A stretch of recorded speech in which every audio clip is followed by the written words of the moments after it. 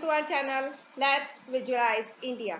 My self Pooja और आज का अपना टॉपिक है डाइवर्सिटी के बारे में। ठीक है, from the class 6 and from subject SST. तो स्टार्ट करते हैं अपना आज का वीडियो। ये फोटो, ये पिक्चर आप देख रहे हैं नेचर से, राइट? तो नेचर में भी एक पर्टिकुलर अपन ने किसका लिया है, बटरफ्लाई का। तो आप देख रहे हैं बटरफ्लाई भी कितने तरह की होती है, किसी का कलर पिंक है, किसी का पर्पल है, किसी का ब्लू है, राइट? तो इनके भी अलग अलग डिजाइन के पंख होते हैं। इनका वे ऑफ जो खाने का होता है, ईटिंग फूड का, वो भी शायद थोड़ा बहुत किसी को कुछ पसंद होगा, किसी बटरफ्लाई को कुछ पसंद होगा, अलग अलग स्पेशीज होती होगी। तो नेचर में भी डाइवर्सिटी होती है। एक ही पर्टिकुलर टाइप का, जैसे डॉग हो गया, तो डॉग की भी कितनी वेराइटीज होती है। हो गया तो पर्टिकुलर डॉग ही ना, पर उसकी भी कितने अलग अलग स्पीशीज होते हैं, राइट? तो ये नेचर से ही हमें मिलता है डाइवर्सिटी। डाइवर्सिटी क्या होती है? विविधता। मतलब अलग, एक जैसा इंसान, एक जैसा ह्यूमन बीइंग या एक जैसा कोई भी ऐसा पर्सन, लिविंग थिंग जो होता तो एक है, लेकिन उसकी सोच, उसका बैकग्राउंड, उसका कल्चर, उसका लुकिंग वाइज वो अलग अलग होता है। तो ये क्या क्या कहलाता है? डाइवर्सिटी। हम लोग ना केवल अपने लुक वाइज अलग होते हैं, डाइवर्सिटी में एक ये चीज भी होता है कि हम लोग ना केवल अपने लुक वाइज अलग होते हैं, हमारा कल्चर अलग है, हमारा रीजनल अलग है, रिलीजन अलग है, हम अलग अलग एरिया से बिलोंग करते हैं। जोग्राफिकल जो डाइवर्सिटी वो होती है, अलग अलग कंट्री से बिलोंग करते हैं हम, किसी कोई कल्चर को अपनाते हैं। कोई हिंदू है, कोई मुस्लिम है, राइट? कोई क्रिश्चियन है, कोई सिख है, उसमें भी कोई पंजाबी हो गया, उसमें भी कोई पारसी हो गया। तो ये अलग अलग कल्चर है, अलग अलग कल्चर के लोगों का अलग अलग ट्रेडिशन, अलग अलग जो उनका फेस्टिवल्स है वो, उसके अकॉर्डिंग उनके अलग अलग कपड़े, उनके अकॉर्डिंग उनकी लैंग्वेजेस। तो हम लोग क्या होते हैं, अलग अलग होते हैं, लेकिन हम है तो क्या ह्यूमन बींग ना।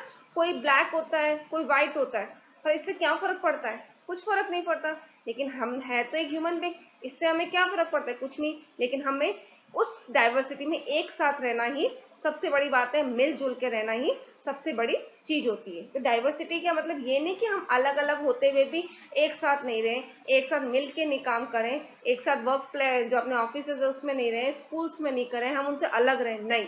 सबको मिल के चलना ही सबसे बड़ी सीख होती है डाइवर्सिटी की। अलग अलग रहते हुए भी हमें साथ में मिलके रहना चाहिए। एक एग्जाम्पल के थ्रू मैं बताती हूँ आपको। इस एग्जाम्पल में क्या है, एग्जाम जब हम एग्जाम पेपर करते हैं, ठीक है, एग्जाम पेपर सेम हो गया, क्वेश्चन सेम है, हमें जब टीचर ने पढ़ाया था वो चैप्टर भी सेम था, टीचर भी एक ही है, सारा जो कंसेप्ट क्लियर करवाया वो भी सबको एक जैसे समझाया। ठीक है, कोई भी चैप्टर ले लो from any subject, chapter first ले लिया, ठीक है, सपोज करो इसी का एग्जाम्पल लेते हैं डाइवर्सिटी का, जो हमारे टीचर ने पढ़ाया वो सेम हमारी बुक थी, सेम चैप्टर था, सेम टीचर ने समझाया, सेम सारे बच्चों को उसी टीचर ने समझाया। ठीक है, तो उससे क्या हुआ, हमारी सब चीज सेम हो गया। बट जब हम एग्जाम में दे रहे हैं, एग्जाम पेपर हमारे पास आता है, क्वेश्चंस भी सेम है, अब हर बच्चे का लिखने का पैटर्न तो अलग हुआ, राइट? हर बच्चा, कोई बच्चा आंसर को किस वे में लिखेगा, कोई बच्चा आंसर को किस वे में लिखेगा, कोई छोटा लिखेगा, कोई बहुत अच्छा डिस्क्राइब करेगा, कोई स्वीट एंड शॉर्ट में कर देगा, ठीक है, किसी का लिखने का तरीका पूरे पैराग्राफ में होगा, कोई पॉइंट वाइज लिखेगा। ठीक है, इससे कोई फर्क नहीं पड़ा ना, आंसर सबका सेम आएगा, लिखने का सॉरी क्वेश्चन सबका सेम हुआ, आंसर सबका अपना अलग हो गया। तो ये क्या हो गया, डाइवर्सिटी, राइट? सबका चैप्टर सेम बट इनका आंसर्स अलग। वैसे ही हम ह्यूमन बीइंग सेम बट हमारा कल्चर, हमारा ट्रेडिशन, हमारा लुक वो सब अलग। तो ये हो गया डाइवर्सिटी। अब एक छोटी सी एक्टिविटी करते हैं, हम अपनी क्लास में कर लें या हमारे आपके आसपास में दोस्तों के साथ आप कर सकते हैं एक्टिविटी। ये एक्टिविटी है कि हमारी फेवरेट मूवी, हम अपने 4-5 फ्रेंड ले लेते हैं आसपास के, ठीक है, हम सबको क्वेश्चंस देते हैं कि हमारी फेवरेट मूवी कौन सी है, आपकी फेवरेट डिश कौन सी है, ठीक है, सब्जेक्ट जो सबसे ज्यादा सब्जेक्ट कौन सा पसंद है, आप कौन सी लैंग्वेज घर पे यूज करते हैं, और आपका लाइफ का रोल मॉडल कौन सा है। तो अब सबके आंसर्स आपने दे दो, ठीक है, क्वेश्चन दे दो, सबको आंसर्स लिखने का टाइम दे दो। अब थोड़ी देर बाद में हम देखते हैं सबके आंसर सेम है, नहीं, किसी को फेवरेट मूवी कोई सी पसंद होगी, किसी को हॉलीवुड पसंद होगी, तो किसी को बॉलीवुड पसंद होगी, ठीक है, खाने में किसी को नॉर्थ इंडियन खाना पसंद होगा, किसी को साउथ इंडियन, या किसी को जंक फूड पसंद होगा, सब्जेक्ट किसी को साइंस, तो किसी को मैथ्स, किसी को इंग्लिश, राइट? कोई घर में कौन सी लैंग्वेज यूज करता है, घर पे या तो कोई हिंदी यूज करेगा, कोई लोकल लैंग्वेज यूज करेगा या कोई इंग्लिश यूज करेगा। रोल मॉडल किसी का तो क्रिकेटर हो सकता है, ठीक है, किसी का कोई अच्छा पॉलिटिशियन हो सकता है, किसी का एक्टर हो सकता है, ठीक है, किसी का कोई बिजनेसमैन हो सकता है। तो इससे क्या हुआ, सबकी अपनी अपनी आपको पता चलेगा जो आंसर है सिमिलर नहीं होंगे, क्वेश्चन सिमिलर है, आंसर सिमिलर नहीं होंगे। क्यों? ये डाइवर्सिटी की सबसे अच्छा एग्जांपल है, बिकॉज सबकी सोच अलग है, सबकी थिंकिंग अलग है। तो हम एक दिस थिंकिंग, हालांकि हम सारे फ्रेंड्स हैं, हम सब सारे फ्रेंड्स मिलके रह रहे हैं, लेकिन सबकी सोच तो एक जैसे नहीं हो सकती ना। तो यही कहलाता है डाइवर्सिटी। सबके साथ में रहने के बावजूद भी हम अलग अलग, हमारी अलग अलग सोच, हमारे अलग अलग रिलीजियस। तो मेरे हिसाब से ये एक्टिविटी आपकी सबसे अच्छी बेस्ट ऑप्शन होगा। आप अपने एक बार फ्रेंड्स के साथ एक बार ये एक्टिविटी जरूर करना, आपको इजीली समझ में आएगा कि डाइवर्सिटी क्या होता है, अलग अलग चीज, अलग अलग सोच, विविधता क्या होती है। ठीक है, सबसे अच्छा एग्जाम्पल है हमारे डाइवर्सिटी का इंडिया का।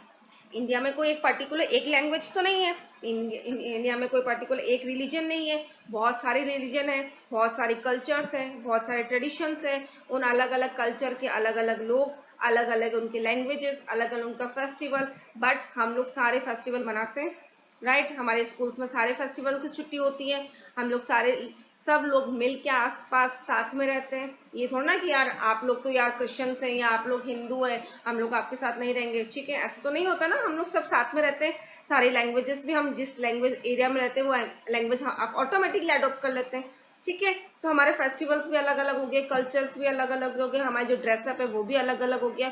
तो इंडिया सबसे अच्छा एग्जाम्पल है डाइवर्सिटी, यूनिटी एंड डाइवर्सिटी। सब अलग अलग होने के बावजूद भी हम लोग सब आपस में मिल के रह रहे, ये सबसे अच्छा एग्जाम्पल है पूरी दुनिया के लिए, राइट। क्योंकि जितना ज्यादा रिलीजियस लोग, रीजनल लोग यहाँ पे रहते हैं, हमारे यहाँ जोग्राफिकल डाइवर्सिटी भी है, बहुत सारे माउंटेन्स में जो एरिया, हिल एरियाज भी आ गया, कोस्टल एरियाज भी आ गया, प्लेन्स भी आ गए, यहाँ का भी अलग अलग लोग हो गए, अलग अलग उनका सीजन्स हो गए, वहाँ के लोगों के रहने का तरीका, खान पीन का तरीका, कपड़ों का तरीका सब अलग है, फिर भी हम लोग एक साथ एक कंट्री में रह रहे हैं। That is the best example for the world, ठीक है। तो इंडिया सबसे अच्छा एग्जाम्पल है यूनिटी इन द डाइवर्सिटी का।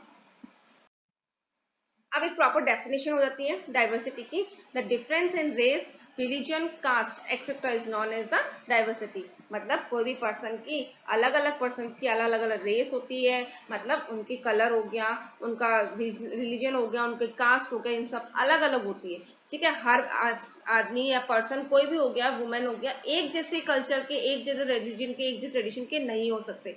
सबका अपना कल्चर होता है, अपना अलग रिलीजन होता है, अपना अलग कास्ट होता है, अपना अलग कलर टोन होता है, राइट। बट इसका मतलब ये नहीं कि वो लोअर कास्ट का या वो अपर कास्ट का या वो मीडियम कास्ट का, नहीं, हम सब एक ही चीज है, हम सब गॉड, क्या है, गॉड गिफ्ट है, राइट। तो हम लोग को सबको एक साथ मिलके रहना चाहिए। एक ह्यूमन बींग होता है वो कभी अकेले नहीं रह सकता। एक कभी आपने देखा किसी इंसान को बिल्कुल अलग से, हमेशा किसी से कांटेक्ट नहीं, कोई फैमिली नहीं, कोई रिलेशनशिप नहीं, कोई फ्रेंड्स नहीं, किसी से कोई कांटेक्ट नहीं रखता, कोई उनके रिलेटिव्स नहीं है, वो अकेला है, अपनी पूरी जिंदगी अकेला बिता रहा है। Is that possible? कोई भी छोटा बच्चा या बड़ा, कि कोई ना कोई तो उसका ग्रुप होता ही होता है, कोई ना कोई तो उसके फ्रेंड्स होते ही होते हैं। वो अकेला अपनी पूरी लाइफ सरवाइव अकेले नहीं कर सकता, राइट। उसको अपने साथ अपने लोग चाहिए, अपनी बातें शेयर करनी चाहिए, अपनी प्रॉब्लम शेयर करें, अपने अच्छे टाइम, अच्छा वक्त अपने फ्रेंड्स के साथ, अपने सोशल ग्रुप के साथ शेयर करें। तो ह्यूमन के लिए सबसे बड़ा क्या है कि उसके कोई ना कोई उसका सोशल ग्रुप होना चाहिए उसके साथ।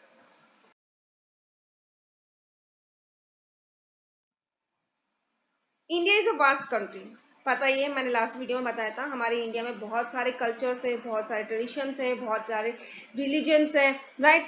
फिर भी हम लोग इंडिया, इतना अलग अलग डाइवर्सिटी होते हुए भी हम सब साथ में मिलकर रहते हैं, सारे कल्चर, सारे त्यौहार एक साथ मनाते हैं, सारे फेस्टिवल सेलिब्रेट करते हैं, स्कूल्स में भी हॉलीडेज होते हैं।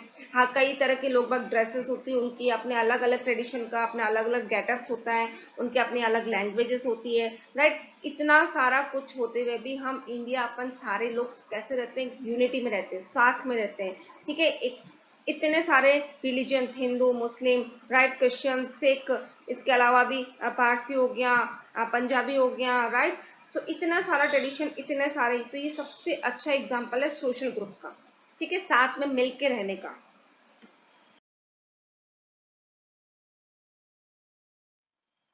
Friends can be from different background.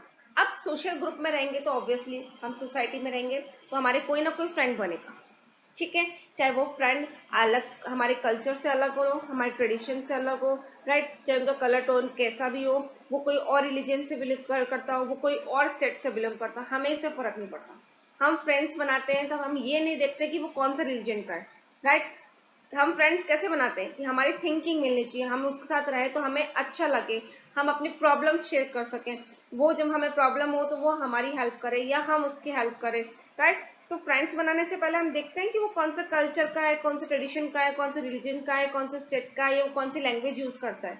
नहीं, हम अपने स्कूल में, हमारी सोसाइटी में, हमारे ग्रुप्स में हम उसी को फ्रेंड बनाते हैं जिसके साथ हमें रहना अच्छा लगता है, राइट। हम अपनी बातें शेयर करने में उसको मजा आएगा, ठीक है। ये नहीं कि जैसे इस पिक्चर में आपको दिख रहा है कि एक पर्सन है वो डिसेबल है, उसके साथ बच्चे नहीं रहेंगे, नहीं, कोई फर्क नहीं पड़ता। अगर हमें उसके साथ रहने में मजा आ रहा है, हमें उसके साथ टाइम स्पेंड करने में अच्छा लगेगा, हम ये नहीं देखते कि वो रिच है या वो पुअर है, राइट। इन इक्वालिटी नहीं आएगी हमें। अगर हमारे फ्रेंड के साथ रहना है, अच्छा लगा तो हम उसके साथ फ्रेंड रहेंगे, तो ठीक है। फ्रेंड कोई से भी बैकग्राउंड का हो सकता है, चाहे वो रिलीजन का हो या कोई कल्चर का हो, किसी का भी हो, बट सबसे बड़ी इंपॉर्टेंट चीज क्या है, हम उसके साथ रहना अच्छा लगता है, हमें उसका फ्रेंड बनना अच्छा लगता है, उसको फ्रेंड बनाना अच्छा लगता है, एक दूसरे के प्रॉब्लम है, एक दूसरे की हेल्प करना हमें अच्छा लगता है। तो फ्रेंडशिप कभी भी डाइवर्सिटी नहीं देखती है, राइट।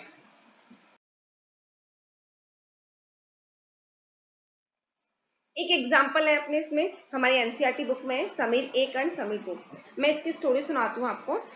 समीर एक जो एक अच्छी फैमिली से बिलोंग करता है, राइट, और समीर दो जिस क्या है, थोड़ा सा पुअर है, ठीक है, वो न्यूज़पेपर वगैरह बेचता है, ये ट्रैफिक लाइट्स वगैरह पे।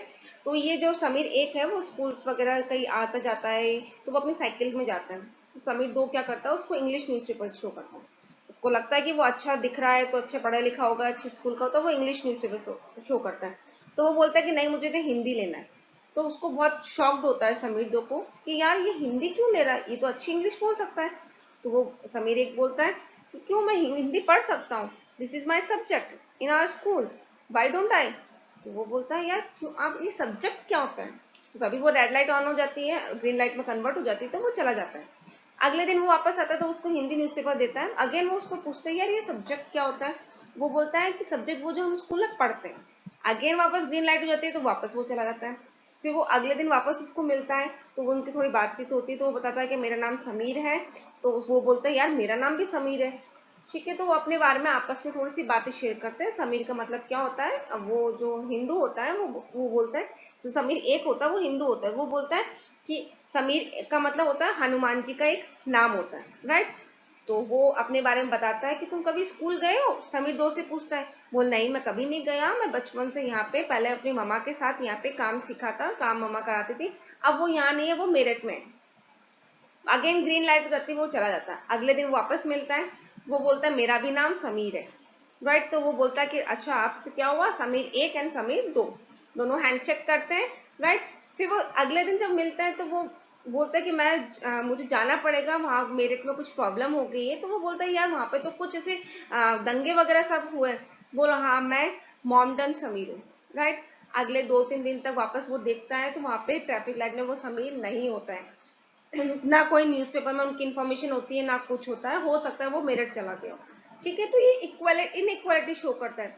एक अमीर है, एक गरीब है, एक हिंदू है, एक मुस्लिम है, एक स्कूल जाता है, एक स्कूल नहीं जाता, एक इंग्लिश और हिंदी अच्छा पढ़ सकता है, एक हिंदी और एक कैन भी लोकल लैंग्वेज यूज करता है, ठीक है। बट दोनों में अच्छी बॉन्डिंग थी, दोनों में अच्छी फ्रेंडशिप थी, दोनों आपस में बात करना अच्छा लगता था। इन्होंने ये नहीं देखा कि हमारे इनइक्वालिटी क्या है, राइट, हमारे में डिफरेंसेस क्या है, हम कौन कौन से कल्चर से बिलोंग करते हैं, राइट, हमारे स्टेटस क्या है, ये नहीं बिल्ड करें। ये लोग आपस में अच्छे फ्रेंड्स थे, दोनों को बातचीत करने में अच्छा लगता था, राइट।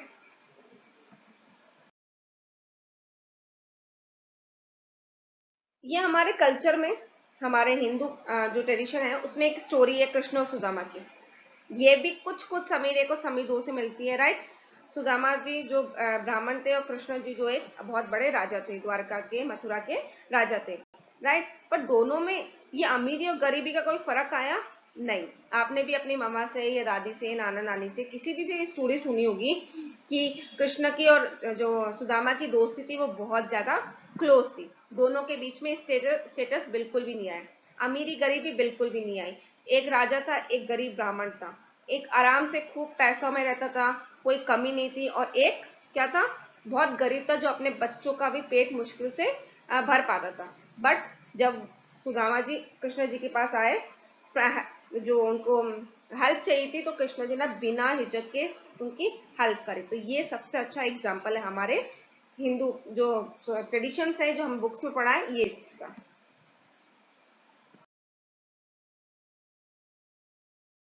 एक और सबसे अच्छा एग्जाम्पल है राम और सुग्रीव का। पढ़ा होगा आपने रामायण में, इन दोनों की फ्रेंडशिप थी। एक क्या था, एक इंसान था, राइट, और एक क्या था, वानर था। पर दोनों ने एक दूसरे की बहुत हेल्प करी। दोनों को एक दूसरे के जब मुसीबत थी, प्रॉब्लम्स थी, दोनों एक दूसरे के लिए खड़े थे। एक दूसरे की जो किंगडम्स थे उसको मिलाने में हेल्प करी थी। तो ये भी एक एग्जाम्पल है। दोनों ने ये नहीं देखा हम किस चीज से बिलोंग कर रहे हैं, या कहाँ से हम आए हैं, या हमारा कहाँ से लिंकअप है, कुछ भी नहीं। दोनों बस एक ही चीज जानते थे, फ्रेंडशिप को। इनमें डाइवर्सिटी आई नहीं, इन्होंने कुछ भी नहीं देखा कि डाइवर्सिटी का, बस एक दूसरे की फ्रेंडशिप में एक दूसरे का सपोर्ट किया।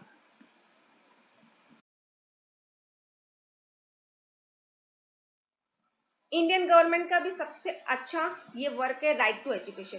इसके पीछे एक ही वजह है राइट टू एजुकेशन के लिए, कि जो भी पुअर पीपल्स है, जो अपने बच्चों को पढ़ा नहीं सकते, जिनका टैलेंट है, जो अच्छी स्कूल से पढ़ सकते हैं, लेकिन वो एज अ इकोनॉमिक कंडीशन अच्छी नहीं होने की वजह से वो अपनी अच्छी स्कूल से बच्चों को नहीं डाल सकते, तो ये भेदभाव खत्म होंगे, इनइक्वालिटी खत्म हो, जिससे क्या हो, जो गरीब का बच्चा है वो भी अच्छी स्कूल में पढ़ के अच्छी एजुकेशन लेके ग्रो कर सके, अपने आप को डेवलप करके। तो इससे क्या करती गवर्नमेंट, जो भी स्कूल्स है उसमें कुछ सीट्स आरटी के बच्चों के लिए रख देती है। ठीक है, उसको रिजर्व कर देते हैं कि वहां पे उन्हीं बच्चों के एडमिशन होंगे जो आरटी के अकॉर्डिंग के अंतर्गत के अंदर आते हैं, राइट। तो इससे क्या होता है, वो बड़ी स्कूल्स में एडमिशन लेते हैं, उसका पूरा पेमेंट वगैरह सरकार उठाती है, पूरा खर्चा सरकार उठाती है, और वो अच्छा एजुकेशन लेते हैं। इससे क्या होता है, वो बच्चा अच्छा, जो अगर टैलेंटेड बच्चा है वो बहुत कुछ सीखेगा बड़ी स्कूल्स में, न्यू स्कूल्स में। जो पेरेंट्स ऐसे भी होते हैं जो बच्चों की पढ़ाई का खर्चा नहीं उठा सकते, तो वो बच्चों का एडमिशन करवाते हैं, वहां से बच्चा पढ़ता है, लिखता है, काफी कुछ सीखता है, ग्रो करता है, अच्छी अच्छी कंपनी ज्वाइन करता है, जॉब करता है, ये कुछ अपना बिजनेस करता है। तो वो उससे क्या होता है, जो हमारे इंडिया में गरीबी है वो धीरे धीरे खत्म होगी। ये सबसे अच्छा स्टेप है हमारी इंडियन गवर्नमेंट का, जो हमारी गरीबी मिटाने, क्योंकि जब तक बच्चा पढ़ेगा नहीं, एजुकेशन नहीं लेगा, तब तक वो बच्चा ग्रो नहीं कर पाएगा। उसकी जो गरीबी है वो कभी खत्म नहीं होगी। हमारे जो इंडियन कल्चर है, आज तक क्या आता है, जो अगर कोई भी पर्सन है जो काम कर रहा है, उसका बेटा भी वो काम करेगा। सपोज करो कोई पर्सन है, वो फार्मर है, तो यही माना जाता है कि अगर वो फार्मर है तो उसका बेटा भी फार्मर होगा। कोई का पर्सन कारपेंटर है, तो वो उसका बेटा भी कारपेंटरी का काम करेगा। क्यों, ऐसा कोई जरूरी है, वो कोई कहीं लिखा हुआ है? नहीं, बिल्कुल नहीं लिखा हुआ। अगर उस बच्चे में टैलेंट है, वो पढ़ना चाहता है, वो कुछ और फील्ड में अपना जॉब करना चाहता है, अपना करियर बनाना चाहता है, अपना ग्रो करना चाहता है, ऑब्वियसली ये कहीं नहीं लिखा कारपेंटर का बेटा भी कारपेंटर बनेगा, फार्मर का बेटा फार्मर बनेगा, या बिजनेसमैन का बेटा बिजनेसमैन बनेगा, सिंगर का बेटा सिंगर बनेगा, ये बेटा या बेटी वॉट एवर इट इज, कहीं नहीं लिखा हुआ। तो ये हमारी इंडियन गवर्नमेंट ने ये इनइक्वालिटी मिटाने के लिए, अमीरी गरीबी मिटाने के लिए एक अच्छा किया कि गरीब का बच्चा और अमीर का बच्चा दोनों साथ में मिले, साथ में मिलकर पढ़ाई करें। ठीक है, जितना उसको हक है पढ़ने का, उतना ही गरीब के बच्चे को भी है, राइट। तो इससे क्या हुआ, इनइक्वालिटी खत्म होती है, बच्चे साथ में मिलकर पढ़ते हैं, खेलते हैं, कूदते हैं, काफी किसी से सीखते हैं, टिफिन शेयर करते हैं। तो उससे क्या होता है, इनइक्वालिटी खत्म होती है, वो बच्चा भी कभी ना कभी ग्रो करेगा, अच्छी एजुकेशन लेकर ग्रो करेगा, वो भी अपनी लाइफ अच्छे से क्वालिटी ऑफ लाइफ जीने का उसको भी हक है। ठीक है, तो एक गरीबी मिटाने का ये सबसे अच्छा उदाहरण है अपनी इंडियन गवर्नमेंट का। हमने पिछले वीडियोस में पढ़ा था डाइवर्सिटी क्या होती है, क्यों जरूरी है, राइट। तो डाइवर्सिटी क्या होता है, हम छोटा सा रिकैप ले लेते हैं। डाइवर्सिटी वो होता है कि मतलब एक ही सोसाइटी में अलग अलग कल्चर के, अलग अलग रिलीजियंस के लोग बाग एक साथ मिलके रहते हैं। अलग अलग डाइवर्सिटी, अलग अलग उनकी क्वालिटी होने के बावजूद, उनका बैकग्राउंड होने के बावजूद भी हम लोग साथ में रहते हैं, राइट। तो ये अलग अलग चीज ही क्या कहलाती है, डाइवर्सिटी, और हम साथ में रहना, यूनिटी, राइट। तो इन सबको मिला के हमारा इंडिया बनता है, अलग अलग डाइवर्सिटी के लोग एक साथ मिलके इंडिया में रहते हैं। अब रीजन आता है कि हमारे इंडिया में इतने सारे कल्चर, इतने सारे रिलीजन्स, इतने सारे ट्रेडिशन कैसे आए। ठीक है, ये भी एक क्वेश्चन है। एक ही इतने बड़ा देश में अलग अलग इतने सारे रिलीजियंस, इतने सारे कास्ट, इतने सारे ट्रेडिशंस, इतने सारी लैंग्वेजेस, ये दिमाग में हमारे क्वेश्चन आता है। तो इसके लिए मैं आपको बताती हूँ इसमें कैसे आया कि हमारा जो ह्यूमन बीइंग का नेचर कैसा होता है, नॉमेडिक, मतलब वो घूमता रहता है। ठीक है, कहीं ना कहीं हम जैसे पहले की बात करें, अर्ली मैंस क्या करते थे, पहले कुछ जगह पे रहे, उस एरिया में रहते थे, वहां पे रहते थे, कोई गुफा वगैरह में, केव में रहते थे, राइट। फिर वहाँ के जितने भी इनके फ्रूट्स वगैरह होते हैं उसके आसपास के एरिया में एनिमल्स वगैरह उनको शिकार किया और उनको खा लिया। फिर उस एरिया में सारे फ्रूट्स वगैरह या जो भी उनके खाने की चीजें वो खत्म होने के बाद में वो अपना सामान उठाते थे, फिर थोड़ी देर आगे जाते थे, वहां पे उनको खाने की और रहने की व्यवस्था मिलती थी, फिर वो वहां पे थोड़ी देर रुकते थे, फिर वो उस जगह को छोड़ के दूसरी जगह जाते थे। ऐसे करते करते वो काफी जगह घूमते थे। मतलब ये उनको कौन सा नेचर था, नॉमेडिक नेचर, मतलब वो एक जगह टिक के नहीं रहते, अपना सामान उठाया और चलते रहे। ठीक, तो ह्यूमन का नेचर भी ऐसा, कुछ ना कुछ रिसर्च करते रहना, इसके लिए वो घूमता था, घुमक्कड़ उनका नेचर होता था। हमारे इंडिया में काफी सारे ट्रैवलर्स, विजिटर्स, अलग अलग ट्रेडिशन के लोग आए। इसके अलावा अलग डेंसिटी के भी लोग आए, काफी, जैसे पुर्तगालीज आए, ब्रिटिशर्स आए, मुगल्स आए। ठीक है, इसके अलावा भी काफी सारी डेंसिटी हुई, मौर्यन डेंसिटी हुई, गुप्ता डेंसिटी हुई, जो चालुक्य, ये सारी जो साउथ में डेंसिटी थी, ये सारी डेंसिटी हुई। ये अपने इनका अलग अलग ट्रेडिशन था, अपना अलग अलग रूल रिलीजन्स था। इसके अलावा फॉरेनर्स भी काफी सारे अरब से आए, यूरोप से आए, रोम से आए। तो ये साथ अपने साथ क्या क्या लेके आए, अपने नए नए रिलीजन लेके आए, अपने साथ रहते लेके आते थे, यहाँ पे रहते थे और यहाँ पे अपने आप को सेटल कर लेते थे। तो उससे क्या हुआ, अभी उससे भी हमारे इंडिया में काफी अलग अलग देश की, अलग अलग सोसाइटी की, अलग अलग ट्रेडिशन, अलग अलग रिलीजन हमारे इंडिया में आके सेटल हो गए। इसके अलावा हमारे इंडिया में काफी जोग्राफिकल डाइवर्सिटी भी है। कोई माउंटेन में रहता है तो कोई प्लेन्स में रह रहा है, राइट। कहीं का जो सीजन है वो बहुत ज्यादा गर्म है, कहीं का बहुत ज्यादा ठंडा है, कहीं का ह्यूमिड नेचर है, ना ज्यादा मॉडरेट वाला हो गया, ना ज्यादा गर्म ना ज्यादा ठंडा। तो ये जोग्राफिकल डाइवर्सिटी भी, ये तो काफी ट्रेडिशनल और रिलीजियन डाइवर्सिटी भी है, इसके अलावा जोग्राफिकल डाइवर्सिटी भी है। तो हम अपने इस वीडियो में क्या पढ़ेंगे, यही पढ़ेंगे, दो अलग अलग स्टेट का हम पढ़ेंगे। इस वीडियो में हम लद्दाख का पढ़ेंगे, नेक्स्ट वीडियो में हम केरला का पढ़ेंगे, ज्योग्राफिकल डाइवर्सिटी किस अकॉर्डिंग हमारे इंडिया में है। ये है लद्दाख के बारे में, हम इसे पढ़ेंगे। लद्दाख, लद्दाख कोल्ड डेजर्ट है। ठीक है, आपने हॉट डेजर्ट तो सुना होगा, राजस्थान में हॉट डेजर्ट बहुत गर्म होते हैं, ये कोल्ड डेजर्ट है। बहुत ज्यादा ठंड होने की वजह से यहाँ पे एग्रीकल्चर नहीं है, ना के बराबर, वेजिटेशन बिल्कुल भी नहीं है। पहले ये क्या था, जम्मू कश्मीर का पार्ट था, लेकिन जम्मू कश्मीर से इसको अलग होने के बाद में ये एक यूनियन टेरिटरी बन गया, राइट। और ये अलग से अपना यूनियन टेरिटरी के अकॉर्डिंग इसको सिचुएशन किया गया। ठीक है, ये ईस्ट जो जम्मू कश्मीर की ईस्टर्न पार्ट में आता है। ठीक है, ये आप इसमें देख सकते हो, मैंने इसमें पिक्चर में दिखाया आपको, ये कहाँ पे आता है, अपने ईस्टर्न पार्ट में आता है। ये देखो, ये जम्मू कश्मीर आ गया। ठीक है, और ये इसकी ईस्ट पार्ट में, ईस्ट पता है ना, ये यहाँ पे सनराइज होता है, तो ये ईस्ट पार्ट हो गया। तो ये लद्दाख ईस्ट पार्ट में आ गया। पहले ये पूरा एक पार्ट होता था जम्मू कश्मीर, अब ये इसको डिवाइड कर दिया गया, जम्मू और कश्मीर को अलग कर दिया गया, लद्दाख को एज ए यूनियन टेरिटरी के अकॉर्डिंग सिचुएटेड किया गया। ठीक है, लद्दाख के बारे में मैंने आपको बताया, ये कोल्ड डेजर्ट है, यहाँ पे बहुत कम, बहुत ना के बराबर रेनफॉल होती है। रेनफॉल नहीं होने की वजह से, बारिश नहीं होने की वजह से एग्रीकल्चर नहीं होता है। जो पूरा पार्ट है कोल्ड डेजर्ट है, तो इसका मतलब पूरा पार्ट क्या है, बर्फ से ढका हुआ है। ठीक है, बर्फ के ढके होने की वजह से यहाँ की जो मिट्टी है वो इतनी ज्यादा मॉइस्चर नहीं है, ना मिट्टी को वार्म मिल पाता है, तो उसकी वजह से क्या होता है, प्लांटेशन नहीं हो पाता, एग्रीकल्चर ना के बराबर होता है। अब ये दिमाग में आता होगा, एग्रीकल्चर नहीं होता तो वहां के लोग क्या काम करते होंगे। ठीक है, एक मेन ऑक्यूपेशन तो हमारे इंडिया का क्या है, एग्रीकल्चर ही। तो मैं इसकी नेक्स्ट थोड़ा अपन आगे चलेंगे, आपको समझ में आ जाएगा कि नेक्स्ट ऑक्यूपेशन का क्या है। अब आता है कि अगर यहाँ पे सपोज करो इतनी ठंडी है, तो वहां लोगों को पानी का कैसे कंज्यूम करते हैं, पानी कैसे पीते हैं। तो इसका मैं आपको बताती हूँ। वहां पे गर्मियों में तो नॉर्मली बर्फ मेल्ट हो जाती है, लेकिन जब सर्दियां पड़ती है तो उस टाइम पूरा पार्ट कवर्ड होता है स्नो से, आइस से।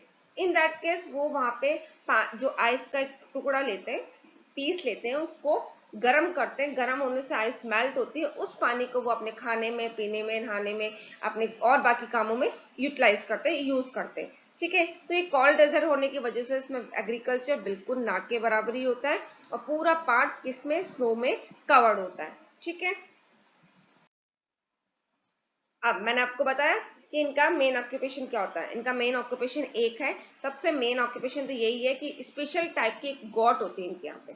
ठीक है, उसकी जो स्किन्स वगैरह या उनके जो वूल्स होते हैं उसको वो यूज करते हैं, उससे क्या बनता है, पाशमीना, पाशमीना वूल बनता है, वो उसको निकालते हैं। ये इस क्लिप में दिखाती हूँ मैं आपको, सी तो कोई किस तरह से इसकी वूल को निकाल रहे हैं। ठीक है, तो इस स्पेशल गॉड से क्या करते हैं, वूल को निकाला जाता है और वो ये वूल कहाँ काम आती है, ये वूल पश्मीना शॉल बनाने में काम आती है जो कश्मीर में बनता है। ठीक है, तो यहाँ के लोगों का सब मेन अट्रैक्शन और मेन अट्रैक्टिव पॉइंट ये होता है ट्रेडर्स का कि लद्दाख से हम पश्मीना वूल को परचेज करें। ये ही इनका मेन ऑक्यूपेशन है। स्पेशल गॉड को रखते हैं, उनको वेयरिंग वगैरह उनका पूरा देखभाल करते हैं। फिर जैसे इनके बाल, ये आप देख रहे हैं इसमें कैसे इनके इतने बड़े बड़े बाल है, हेयर्स हैं, उनको कटिंग करके इस तरह से, अब देखिए इसमें कितनी सफाई से इसे कटिंग की जाती है। और ये नहीं कि उनकी कटिंग करने में उनको दर्द होता है, नहीं, बिल्कुल नहीं। जैसे हम लोग हमारे बाल करते हैं या हमारे नेल्स करते हैं, वैसे इनके भी इसी तरह से करता है। इनकी बॉडी में उनको कुछ भी, नथिंग एट ऑल, कुछ भी दर्द नहीं होता है। बाद में इस वूल को कश्मीर में आके बेच दिया जाता है।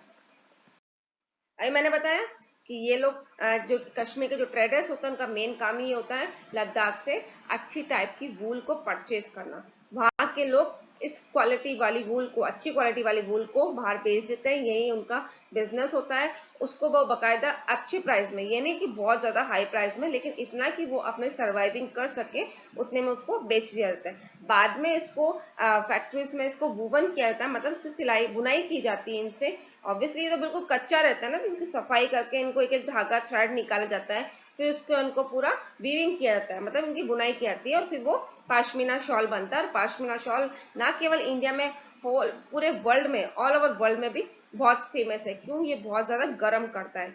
ठीक है, बहुत ज्यादा गर्म होता है, ठंड में बहुत अच्छा होता है। पाशमीना से आज के टाइम पे शॉल ही नहीं, काफी और भी कपड़े बनते हैं, जो कुर्ते वगैरह हो गया, गरम कुर्ता हो गया, ठीक है, या शॉल, वो दुपट्टा टाइप हो गया। ठीक है, तो इस तरह से ये इनके बनाए जाते हैं।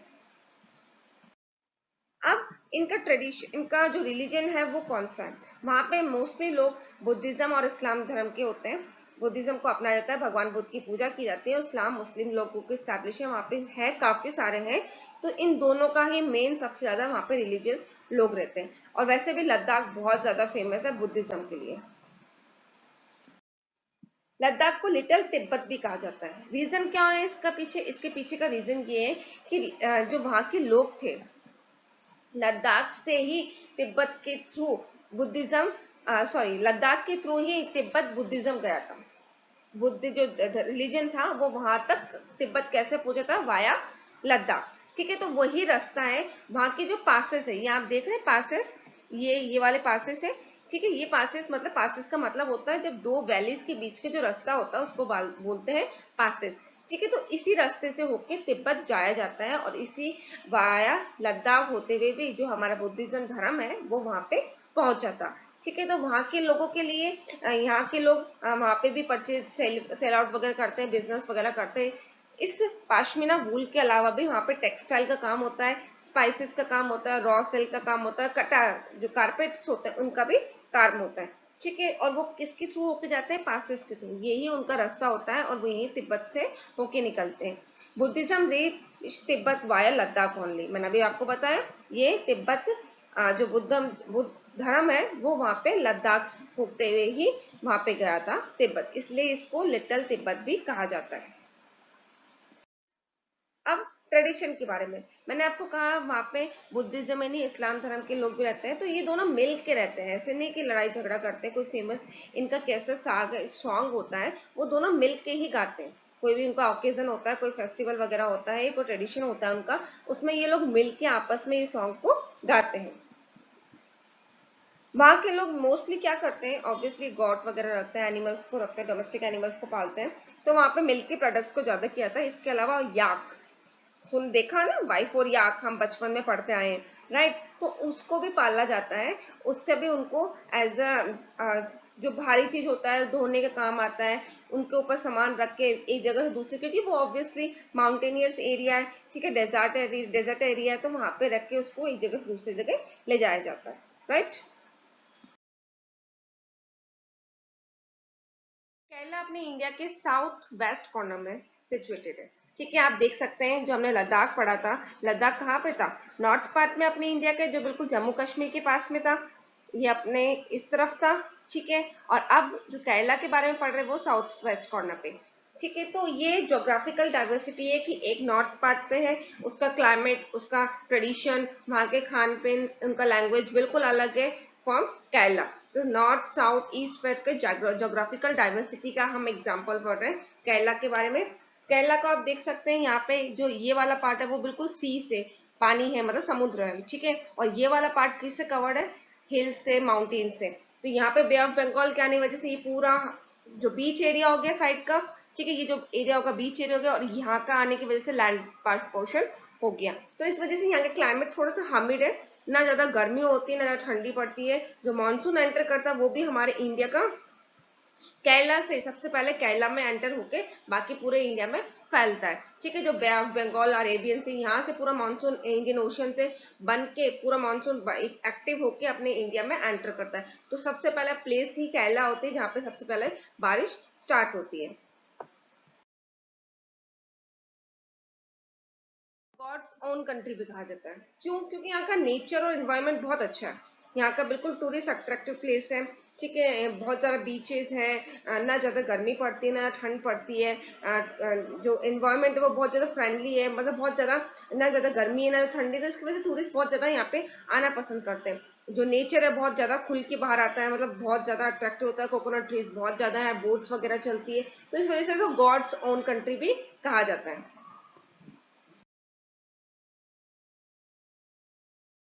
केरला में स्पाइसेस का प्रोडक्शन सबसे ज्यादा होता है, इसके लिए spice, the land of spices भी इसको कहा जाता है। यहाँ पे सबसे ज्यादा पेपर, क्लोव्स है, कार्डोमम्स का प्रोडक्शन होता है, जो जो हिली पार्ट्स में होता है, ठीक है, हिली एरियाज में होता है, जिसकी वजह से ये पूरी, ना केवल इंडिया में इसको बेचा जाता है बल्कि बाहर की कंट्रीज में भी इसको एक्सपोर्ट किया जाता है, जिसकी क्वालिटी की वजह से इसको बाहर की कंट्री में इसकी बहुत ज्यादा डिमांड रहती है। तो इसकी वजह से लैंड ऑफ द स्पाइसेस भी इसको कहा जाता है केरला को। अब पढ़ते हैं इसमें जो डाइवर्सिटी आई, कल्चरल डाइवर्सिटी, रिलीजन डाइवर्सिटी आई, वो क्यों आई, ठीक है। तो यहाँ पे बहुत सारी कंट्रीज के लोग बाग आए, जैसे ज्यूज का आए, अरब ट्रेडर्स आए, जो अपने साथ साथ भी काफी सारे अपने रिलीजियंस को लेके आए, अपने साथ ट्रेडिशंस को लेके आए, जिसकी वजह से यहाँ पे ना केवल क्रिश्चियनिटी है, यहाँ पे इस्लाम धर्म भी है, ठीक है, यहाँ बुद्धिज्म भी है, यहाँ पे हिंदू धर्म भी है। तो यहाँ पे अलग अलग कल्चर के पीछे रीजन भी होता है, कि अभी मैंने जिस लास्ट वीडियो में पढ़ा था कि ना केवल एक पर्सन के आने से, बहुत सारे अलग अलग ट्रेडिशन के लोग आने की वजह से भी अपने साथ क्या लेके आते हैं, वो अपना रिलीजन लेके आते हैं, अपना ट्रेडिशन लेके आते हैं। फिर वो यहाँ पे स्टैब्लिश हो गए, तो उनको भी यहाँ का जो स्टैब्लिश हो गए तो वो अपना जो रिलीजन है वो अपनाएंगे। तो धीरे धीरे धीरे धीरे वहां पे उसी रिलीजन के काफी सारे लोग हो जाएंगे। जैसे केरला में ज्यूस और अरब ट्रेडर्स की सबसे पहले एंट्री होगी, ठीक है। तो वो लोग अपने ट्रेडिशन लेके आए, तो जिसकी वजह से जुडारियस और यहाँ के जो मॉमडम्स लोग हैं वो ज्यादा अवेलेबल, जो रिलीजन है वो भी यहाँ पे पाया जाता है। सेंट थॉमस के बारे में कहा जाता है कि वो 2000 साल पहले, ठीक है, वो हमारे इंडिया में क्रिश्चियन भी लेके आए। इनको जो हमारे जो क्रिश्चियन रिलीजन होता है उसके उसको फेमस करने में, उसको अपने इंडिया में स्टैब्लिश करने का भी उनको कहा जाता है। ये जो जीसस क्राइस्ट थे उनके शिष्य, इनको शिष्य भी माना जाता है, ठीक है। तो इनको क्या नाम दिया गया, इनको नाम दिया गया apostle of the Christ Saint Thomas, ठीक है। इन्होंने ही हमारे इंडिया में क्रिश्चियनिटी को बढ़ाया था। The next one is the Ibn Battuta, इन्होंने अपने जब 700 ईयर्स अगो ये हमारे इंडिया में आया था, तो इन्होंने अपने ट्रैवल लॉग में लिखा था कि इंडिया में मुस्लिम, जो मुस्लिम्स है, मुस्लिम रिलीजन है, उसको बहुत ज्यादा रिस्पेक्ट दी जाती है।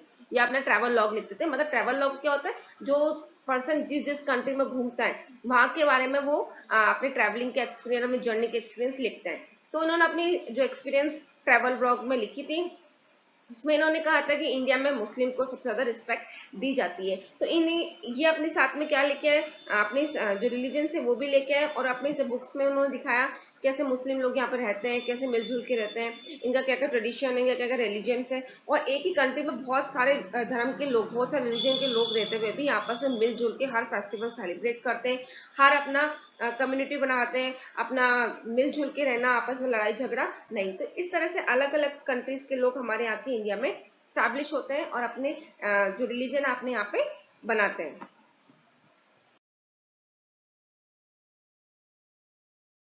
वास्को डी गामा कौन थे? ये पुर्तगीज थे जो हमारे इंडिया में एंटर हुए थे विद द सी रूट, ठीक है, और ये यूरोप से होते हुए हमारे इंडिया में आए थे।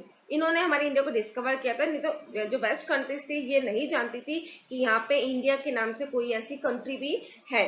तो ये सबसे पहले सी रूट होते हुए, सी रूट के थ्रू यूरोप के रास्ते हुए हमारे इंडिया में एंटर करते हैं, ठीक है। इस तरह से काफी सारे हिस्टोरिकल इन्फ्लुएंस थे, जो पर्सन थे जो केरला में आए और अलग अलग रिलीजियंस के लोग को यहाँ पे स्टैब्लिश किया। इनके आने से हमारे केरला में जुडाइज्म, इस्लाम, क्रिश्चियनिटी, हिंदुज्म, बुद्धिज्म, ये सारे रिलीजन आपस में एस्टैब्लिश हुए, आपस में रहे। तो इस तरह से हमारे इंडिया में अलग अलग डाइवर्सिटी के अलग अलग रिलीजन के लोग यहाँ पे इस तरह से पूरी इंडिया में फैल गए।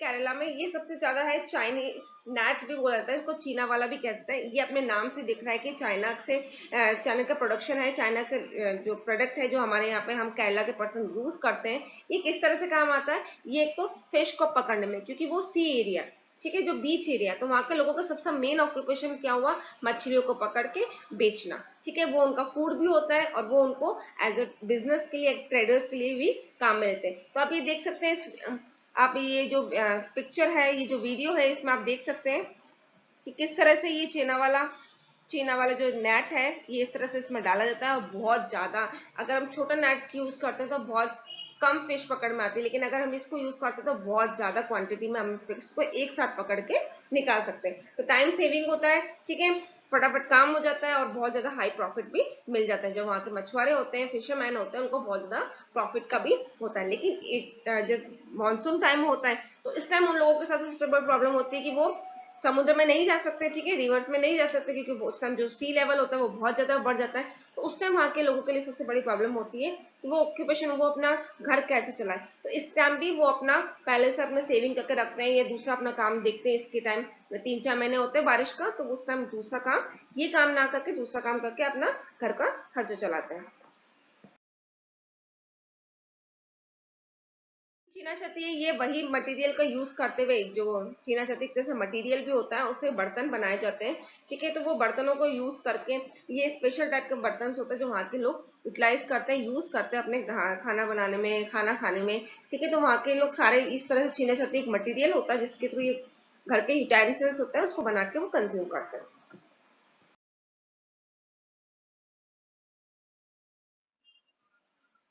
अब इसमें आप देख सकते हैं, मैंने बताया ऑक्यूपेशन वहाँ का फिशिंग का है, ठीक है, लेकिन इसके अलावा भी वहाँ का जो इन्वायरमेंट है वो इस तरह से है कि वहाँ पे राइस का प्रोडक्शन बहुत ज्यादा होता है। वहाँ के लोग राइस कंज्यूमिंग भी होते हैं, खाने में सबसे ज्यादा राइस को कंज्यूम करते हैं, यूज करते हैं। तो वहाँ पे आप देख सकते हैं ये जो खेती है, चावलों की खेती, राइस की खेती किस तरह से मशीनों से, हाथ से की जाती है। यहाँ पे आप देख रहे हैं हाथ से कर रहे हैं, ठीक है, और यहाँ पे यही चीजें मशीनों से कर रहे हैं, ठीक है। जो छोटे किसान होते हैं वो हाथ से करके करते हैं, पर जो बड़े किसान होते हैं, जो इतना अफोर्ड कर सकते हैं मशीनों को यूज करके, तो वो मशीनों को यूज करके अपना खेती का काम करते हैं। चावल की खेती में सबसे ज्यादा क्या होता है? पानी सबसे ज्यादा चाहिए, क्योंकि वो पूरा पानी में भीगा रहता है, ठीक है, तभी जाके चावल का प्रोडक्शन होता है। तो ये सबसे ज्यादा पानी कहाँ पे होता है? ऑब्वियसली साउथ, जो केरला में जब सबसे ज्यादा बारिश भी वहां पे होती है, तो बारिश की वजह से वहां पे क्या होता है? चावल की खेती इजीली होती है, वहां पे सबसे ज्यादा लोग जो खाने में वो चावल को यूज करते, कंज्यूम करते हैं, ठीक है। तो वो चाहे किसी चीज में हो, सांबर बनाया हो या फिश कड़ी हो गया, ठीक है, सब चीज में वो सबसे ज्यादा चावल का यूटिलाइज करते हैं, कंज्यूम करते हैं।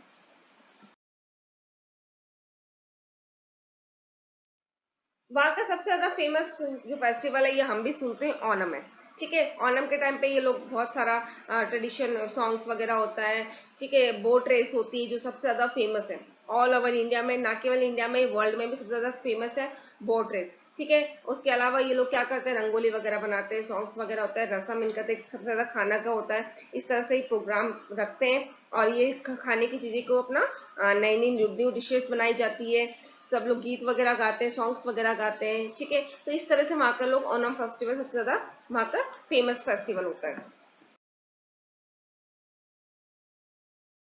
मैंने इससे बताया था अभी उन लोग का सबसे मेन खाना ऑब्वियसली फिश करी, मतलब फिश चावल भी लेते हैं वो सबसे ज्यादा।